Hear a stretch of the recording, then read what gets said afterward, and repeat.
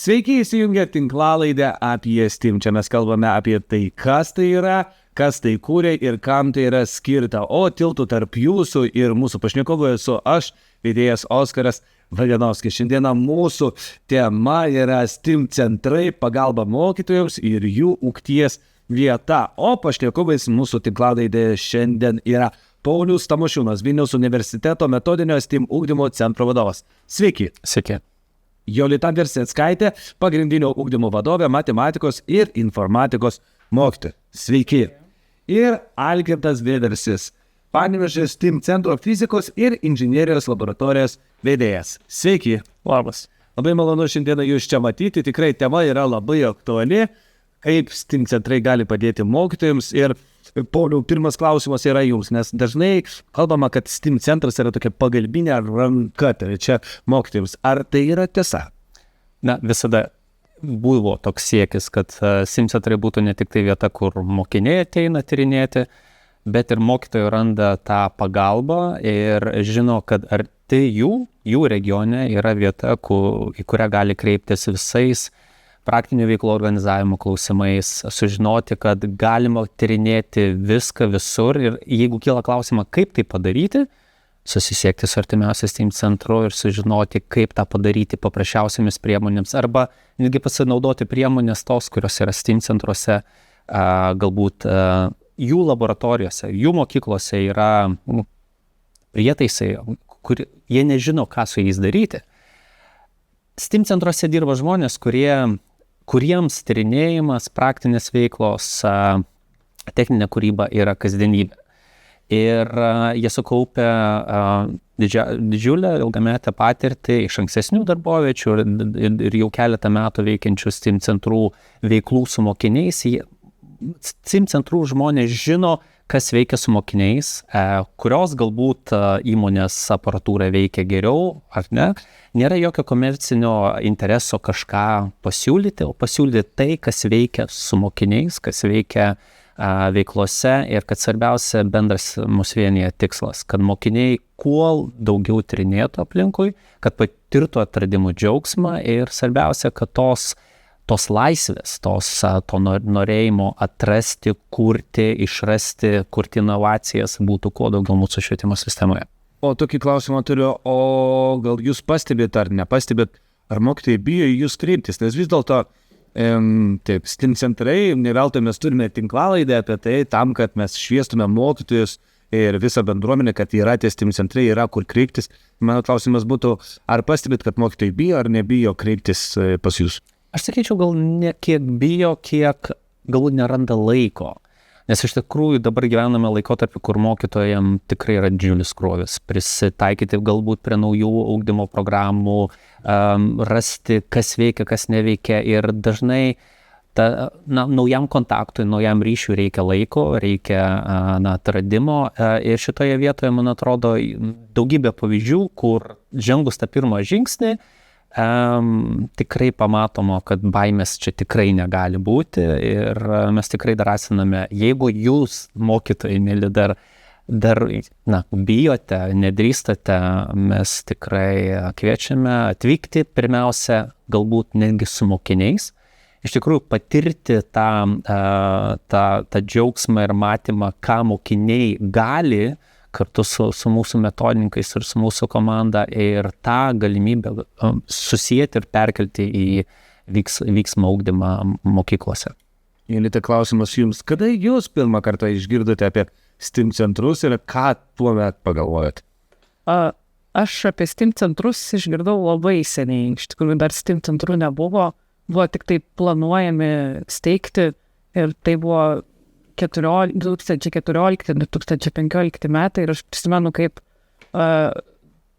daug entuzijazmo, visų pirma, mano pačios žmonių bendraminčių komandoj buvo kiek džiaugsmo, kad tai atsiras ir tokio lūkesčio didelio, bet nusitęsė dabar tokiu ilgu laikotarpiu, kad mes vis dar įeidinėjami tai ir visi mokytojai. Tai man pačiai buvo labai gera, kad kažkas jau galvoja apie priemonę, kaip padėti mokytojui. Tai buvo 2014 metai, 10 metų. Ja, jau netgi daugiau negu 10 metų. Ir dabar, kaip matote, ar ši priemonė įėjo į mokytojų gyvenimą, ar vis dar tai yra toks svetimkūnis, apie kurį taip dar mokytojai? Aš pati girdžiu tarp savo kolegų, pats STEAM modelis, jis veikia dar turbūt ir prieš STEAM centrų idėjos atsiradimą, nes man pačiai tai turbūt nuo pat darbo pradžios, mano stažo pradžios mokykloje, dar tuomet rūpėjo, kaip mano dalyką, matematiką būtent padaryti patrauklę vaikam, kaip paimti kažkokią papildomą priemonę ir parodyti, kad ta matematika yra visur. Ir pats STEAM modelis jau sako, matematika yra dalis viena iš komponenčių. Tai tas dalykas labai prisideda, kad aš galiu motyvuoti vaikus tuo modeliu. Tai įrodydama. Mokytojams patiem labai svarbu turėti drąsos vidinės, pripažinti, kad aš nežinau kažko. Negaliu būti visų STEAM dalykų žinovų puikiausių. Tai čia tada grįžtam prie STEAM centrų. Jeigu aš kažko nežinau, aš žinau, kur kreiptis.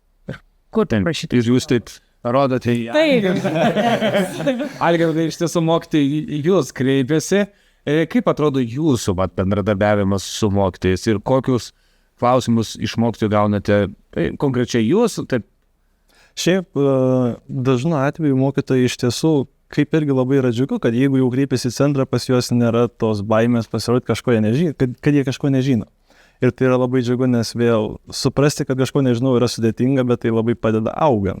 O esminiai klausimai, kurių klausia, tai būna visko. Pradedant nuo tiesiog kaip elgtis su įranga, nes galop STEAM centruose yra įrangos, kurios mokyklos dažnesniu atveju neturi. O kadangi mes dirbam su tai įranga diena iš dienos, mes turime tiek praktinius įgūdžius, tiek žinias, kaip ją reiktų integruoti į kasdienį mokymosi ugdymo procesą. O kartu ir iki tokių pačių klausimų, kokių idėjų būtų galima pasidaryti, ką galima būtų sukurti su mokiniais. Pas mus labai dažnai mokiniai ateina vykdyti savo praktinių, projektinių darbų. Yra ne kartą mokiniai vykdę savo baigiamuosius darbus mokyklose, kad yra idėja, kurią galbūt jie norėtų įgyvendinti, vis ne iki gal nežino, kokių klausimų paklausti. Tada irgi mes labai esam geranoriškai nusteikę su likta mintimi, kad mes galim netgi padėti atrasti tos klausimus, kurie būtų reikalingi paklausti šitoje vietoje, arba netgi nukreipti, kur būtų galim pasidomėti. Tai iš tiesų klausimų spektras yra didžiulis, bet ne veltui mes tam ir esam. O kokia yra tendencija paskutiniu metu? Klausimų daugėja, užklausų didėja, ar mokytojai priprato jau prie stiklis, taip sakant? Yra labai džiugu, kad šiaip pastaruoju metu, pastarosius įman 2 metus, nes jau pirma buvo įsikūrimo didelis procesas, bet po įsikūrimo pastarėjai 2 metai iš tiesų mokytojų kiekis, kurie pasiryžta išbandyti tokią opciją kaip STEAM centrą ties projektiniais darbais, ties tyriamosiom veiklom, tikrai auga. Ir mokytojai vis dažniau paima kokias nors egzotinės temas, kurių paprastai mokykloje neišeina išplėtoti, kaip antai dabar irgi su vienu mokytoju organizuoju projektinę veiklą tyriamoje mokinių, kada mokiniai tirs radiacijos kiekį laboratorijose ir kitose mokyklos patalpose. Radiacija šiaip mokyklos turinėje yra tik teorinis skyrius, o mes turim ne tik galimybę, kad pasimatuoti, bet ir patikrinti tai.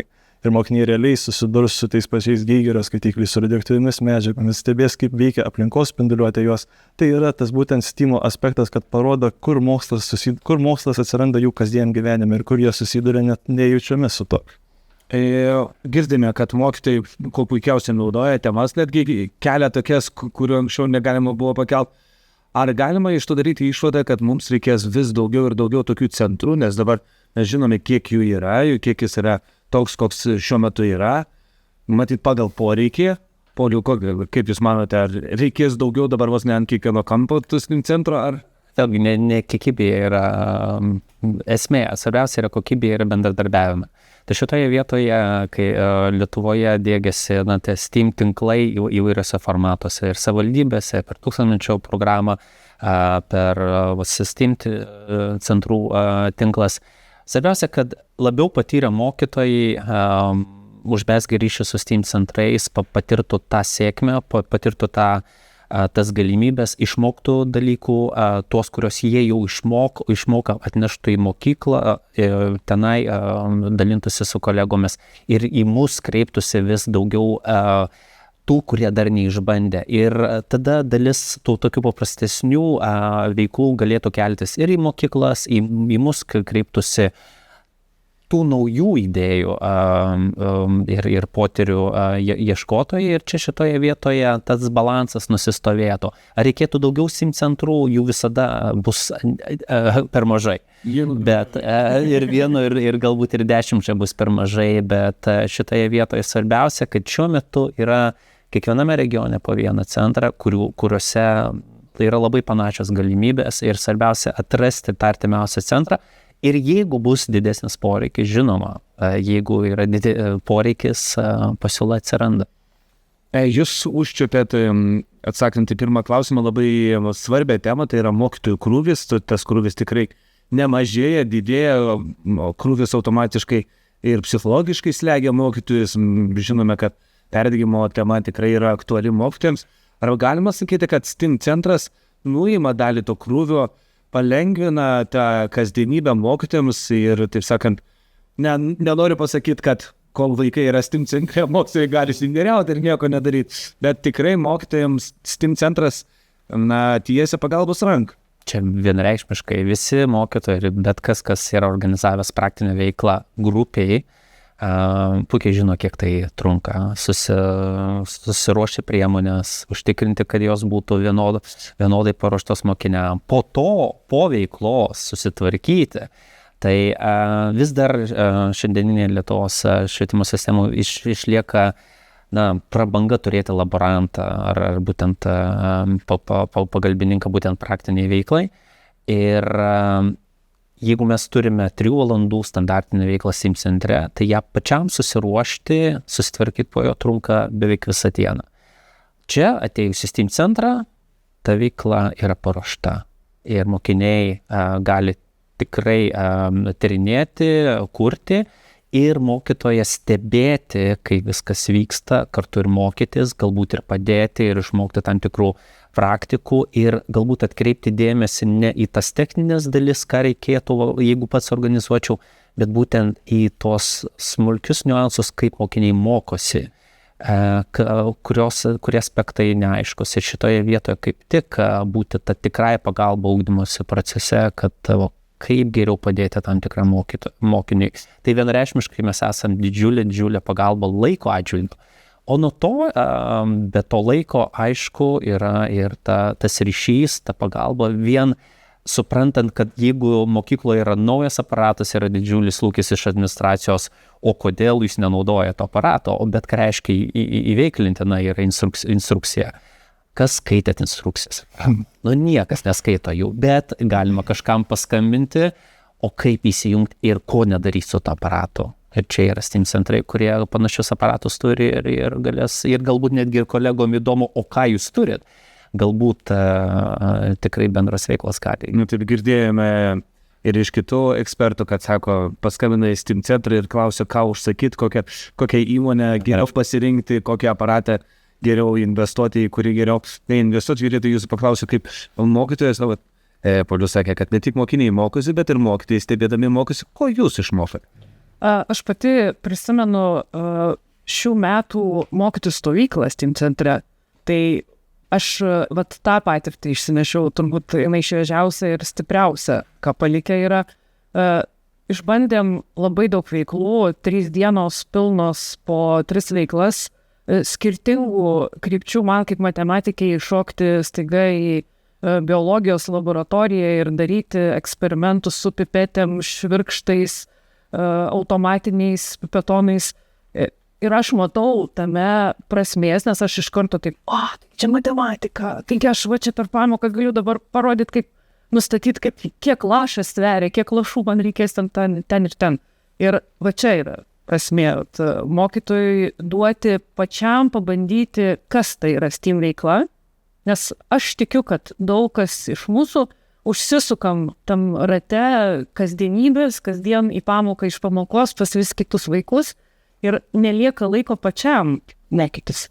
Tai aš turbūt siūlyčiau naudotis progą, ką suteikia STEAM centrai ir važiuoti. Truputėlį išeiti į komforto zonos, apie tai, kas labai vadinga dabar kalbėti. Ir STEAM centras tam padeda. O jūsų ir jūsų mokinių ryšys, kaip jisai keičiasi, kai, pavyzdžiui, pradedate kartu keliauti į STEAM centrą, kai mokiniai pamato, kad mokytojas irgi mokosi, kad mokytojas irgi, geras. Ar keičiasi, pavyzdžiui, jūsų santykis su jūsų mokiniais? Tas santykis ir visada buvo labai geras, nes man nesunku prieš klasę pasakyti, kad čia aš kažko nemoku arba klaidą padariau skaičiavimui ir dabar suraskit, nes aš jau matau, kad yra. Tai aš iš savo varpinėm galiu sakyti, kad tas santykis tik gerėja, nes vaikai patys pamato, kad aš pati drąsiai šoku į tai, kas yra nežinoma. Ir aš pati mokausi ir man patinka ne tik tai mano pačios dalykas, bet aš matau prasme visą pasaulį stebėti ir ten surasti dalykų, kur ten yra kas paskaičiuota trupmenomis, paskaičiuota dešimtainiais skaičiais, kur ten ką šaknį, kurioje vietoje ištraukti ir taip toliau, ir kur tai panaudosiu. Tai aš manau, kad didelę naudą duoda santykiai. Ačiū labai. Algirdai, klausimas jums būtų toks. Vis tiek mes apie STEAM centrus girdime daug įvairiausių ir tiesų, ir mitų. Vienas mitas, kurį jūs dažnai pagalvojate ir galvojate, kad tai yra tikrai netiesa ir galėtume dabar paimti ir visų kamerų ir svečių akivaizdoje sulaužyti. Labai paprasta. Prašau. Mokytojai turi mitą, kad atvykimas į STEAM centrą yra pamokų praradimas, kas yra visiškas mitas, nes taip, greičiausiai tai vis tiek reikės išsivesti mokinius iš pamokų, bet tas pamokas integruoti mes atliekame kiekvienoje veikloje. Yra labai džiugu ir kuo toliau to vis dažnėja, kai taip, mokytojas, jo buvimas veikloje yra labai būtinas net ne dėl tvarkos prižiūrėjimo, dėl to, kad mokytojas iš šono gali pastebėti savo mokinius, kaip jie elgiasi, kaip jiem pavyksta suprasti arba nesuprasti kažkurių tais dalykų, tiesų, teorijų. Ir labai gražu būna, kai aš matau, nes yra buvę nekartą mokytojai, kurie aš vedu savo teoriją, pasakoju apie veiklą, apie ką reikės daryti, mokytis net spirga, nes jisai žino, kaip reikia pasakyti savo mokiniam, kad jie suprastų. Ir labai yra faina, kai mokytojas, matematikos mokytojas, kuris atlydėjo į veiklą, kuris susijusi su lazeriais, jam toli gražu tie lazeriai. Bet kai reikėjo aiškinti Pitagoro teoremą, koks yra ilgiausios linijos ilgis per popieriaus lapą, atsistojo pas ir mokytojas pradėjo aiškinti, nes jis irgi dega to ir tada pamato, kad geras, čia irgi yra to mokslo, čia irgi tos pačios matematikos yra, tos pačios netgi lietuvių kalbos fizikoje galima atrasti. Tai iš tiesų, šitoje vietoje aš manau, kad pats procesas, kurį mes jungiame su mokytoju, labai gražiai parodo tą sintezę, kad originaliai mes juk vis tiek dirbam dėl mūsų bendros ateities. Ir mokytojai, kurie bijo ir šitą vietą mano, kad tos pamokos bus prarastos, jie tikrai reikia atvykti į STEAM centrą, tikrai reikia pabandyti, nes atvykimas į STEAM centrą mokytojus pakeičia. Ir pakeičia tuo, kad atveria akis pamatyti tai, kad absoliučiai visi mokslai yra tarpusavį tiek integraliai susiję ir panaikina tą stigmą, kad atskiras mokslas yra atskiro kabineto reikalas. Kad toj pačioj matematikoje yra krūva fizikos, toj pačioj fizikoje yra krūva biologijos, toj pačioj biologijoje yra krūva chemijos. Tik reikia būtent gebėti pamatyti, iš kurios perspektyvos tai pasižiūrėti. Iš tiesų viskas, kas supam aplinkui mus, tai yra koherentiškai, tarpusavį susiję ir kartais netgi ta pati kelionė kelių minučių į STEAM centrą gali būti puikiai medžiaga matematikos, fizikos ar biologijos pamokai. Ačiū Jums už šį nuostabų pokalbį. Sakant, sugrįžome prie to, nuo ko pradėjome, kad STEAM centras tikrai yra ta trečia ranka mokytojams, o su mumis šiandieną buvo Paulius Tamošiūnas, Vilniaus universiteto metodinio STEAM ugdymo centro vadovas. Ačiū Jums labai. Jolita Virsickaitė, pagrindinio ugdymo vadovė, matematikos ir informatikos mokytoja. Ačiū, kad buvote. Bei Algirdas Velersis, Panevėžio STEAM centro fizikos ir inžinierijos laboratorijos vedėjas. Ačiū Jums labai, ačiū visiems, kas žiūrėjo mus kitapus ekrano. Tikiuosi, mokytojai padarė išvadų ir pamatė, kad tie mitai, kurie yra mūsų galvoje, yra laužomi tokiuose laboratorijose. Ačiū ir iki kitų susitikimų.